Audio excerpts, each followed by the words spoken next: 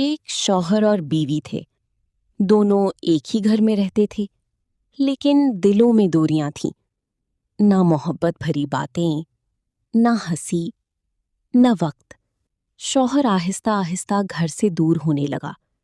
اس کا دل دوسری عورتوں کی طرف مائل ہونے لگا، یہاں تک کہ اس نے دوسری شادی کر لی۔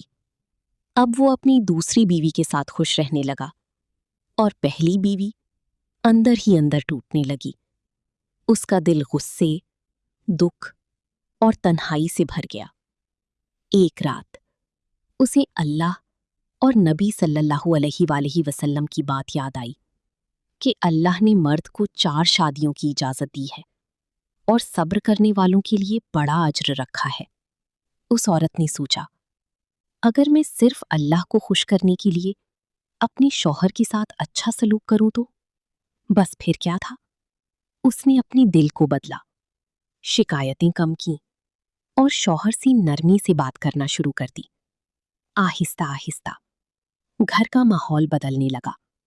جو شوہر پہلے دور ہو گیا تھا، وہ دوبارہ اپنی پہلی بیوی کی طرف متوجہ ہونے لگا، اور پھر